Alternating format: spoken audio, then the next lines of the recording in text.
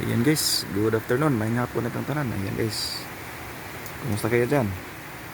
Ayan, lakas ang ulan dito sa amin. Sino yung hindi tagalite? Ayan guys, sobrang lakas ng ulan ngayon dito.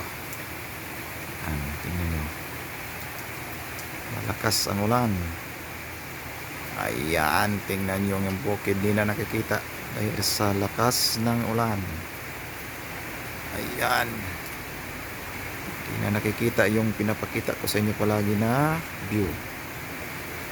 Ayan, may liwanag dito, hindi natabunan ng panganod kung sa amin pa panganod. Ayan guys, kasi ko lang dito guys.